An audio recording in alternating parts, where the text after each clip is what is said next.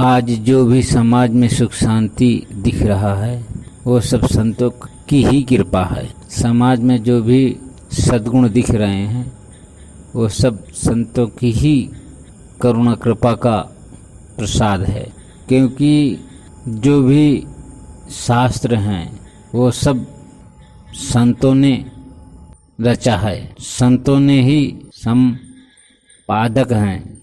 उनका ज्ञान समाज के लिए संतों ने संजो कर रखा है। भगवान भी संतों को कृपा से अवतार लेके आते हैं। संतों की पुकार से भगवान अवतरित होते हैं। संत ही भगवान के माई बाप होते हैं, ऐसे भी आता है। संत जन ही भगवान के अनन्य प्रेमी भक्त होते हैं। जो भी कुछ आज समाज में सुख वैभव का हम आनंद ले पा रहे हैं वो सब संतों की ही कृपा है। कहते हैं आग लगी आकाश में झरझर पड़े अंगार, संत न होते तो जगत में जल मरता संसार। संत जन ही धर्म का आचरण करना सिखाते हैं। जब हम धर्म का आचरण करते हैं तो सुख शांति आनंद पर दुख का तरता हमारे जीवन में आता है, तो हम ठीक ढंग से उस परमात्मा तत्व तक परमात्मा तक यात्रा करने में सफल हो जाते हैं। क्योंकि भगवान ने कहा भी है, मैं अपनी बात को भी जुटला देता हूँ, संत की बात को रखता हूँ। क्योंकि संत मेरे मुकुंद मणि, मैं संतन को दास। जहाँ जहाँ मोर संत सिधारे, मैं संतन के पीछे पीछे जाऊँ। तो संत जन समाज के कल्याण के लिए लगे रहते हैं। भले उपदेश करें अथवा ना करें, उनके तो होने मात्र से उनके वायुमंडल उनसे शुद्ध हो करके, उनको स्पर्श हो करके वायुमंडल सुख शांति समाज में बिखेरता है। ऐसे ब्रह्मज्ञानी संत मिलना दुर्लभ है। मिल जाए उनके सिद्धांतों पे चलना कठिन है।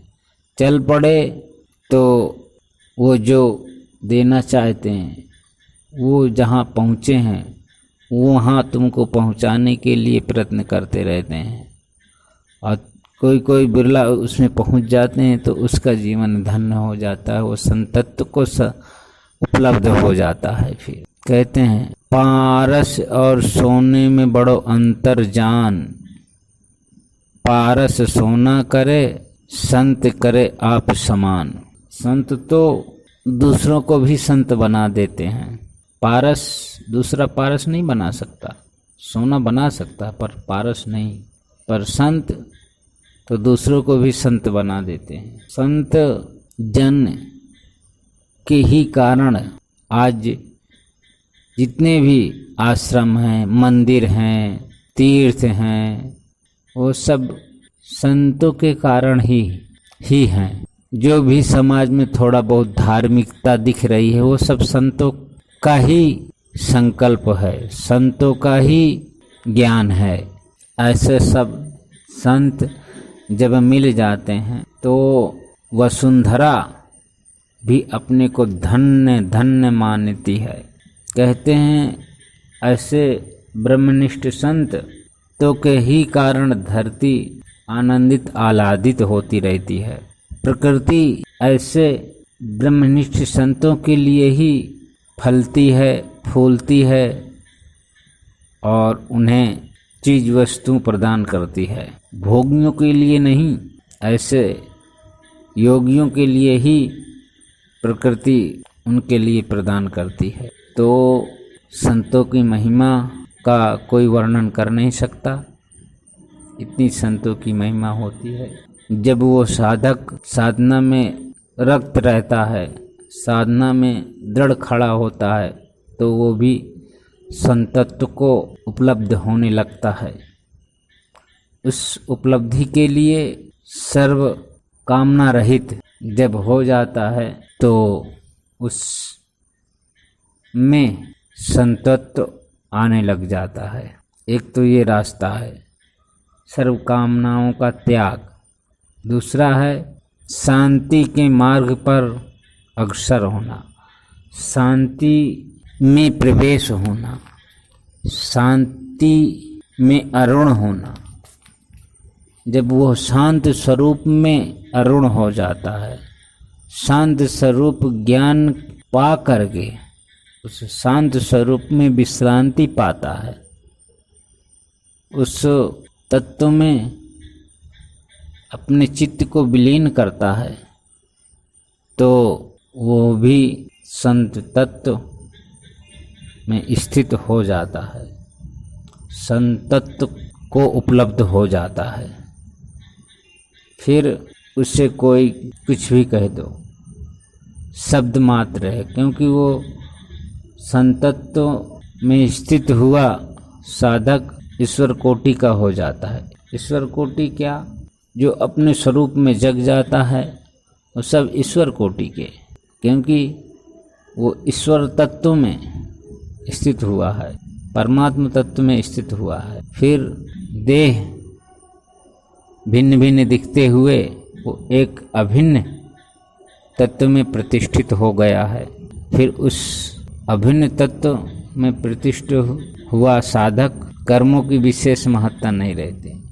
कर्म भले ही भिन्न भिन्न दिखेंगे, आचरण भी भिन्न भिन्न दिखेगा, पर संतत्व में स्थित साधक वो ज्ञान द्वारा ज्ञानी नाम समान मुक्ता। फिर वो उस ज्ञान को उपलब्ध हुआ साधक समान मुक्त है, समान मुक्ति के अधिकारी है। फिर कर्म भले भिन्न भिन्न किसी के दिखें, क्योंकि जैसे रंगमंच का कलाकार कला अलग अलग दिखती है, कला अलग अलग दिखाता है, पर गहरे में वो जानता है मैं क्या हूँ। ऐसे ही कोई इस जगत में क्रिया भिन्न भिन्न करता हुआ भाषित हो, पर अंदर से वो जानता है कि मैं क्या हूँ। जो ऐसे समत्व योग में स्थित होकर के शांत तत्व में स्थित हो गया है, ऐसे को तो सत सत प्रणाम है, सत सत नमन है।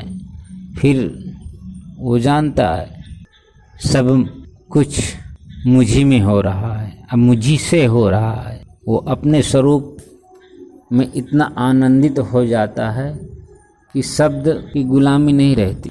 वो उस आनंद रूपी सागर में, उस शांति रूपी सागर में डूबा रहता है, उसी का रसा स्वाद लेता रहता है, उसी में निमग्न रहता है। ऐसा संत साधक योगी साधु गंगा मैया भी स्पर्श करके पवित्र हो जाती है, क्योंकि भगवान ब्रह्मा जी ने कहा है, भगवान ब्रह्मा जी से प्रार्थना किया है, भगवान पापी लोग मुझे बोझिला बना देते हैं, मेरे लिए निर्मल होने का उपाय क्या है। तो ब्रह्मा जी ने कहा कोई ब्रह्मनिष्ठ साधु ब्रह्मनिष्ठ संत तुझ में स्नान करेगा तो तू पवित्र हो जाएगी, तुझको स्पर्श करेगा तो तू पवित्र हो जाए, तो निर्मल हो जाएगी। तो महंतों की इतनी महिमा होती है कि कोई वर्णन करने में सक्षम नहीं है। फिर भी हमने आपके सामने जो भी जितना आता है वर्णन करने की कोशिश किया है।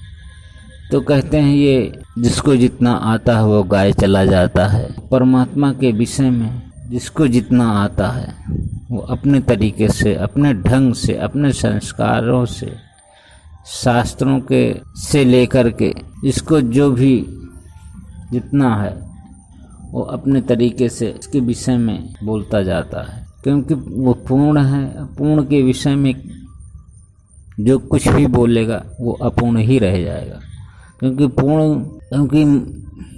मन बुद्धि अपूर्ण है। मन बुद्धि अपूर्ण है तो पूर्ण के विषय में कैसे ज्ञान दे सकते हैं।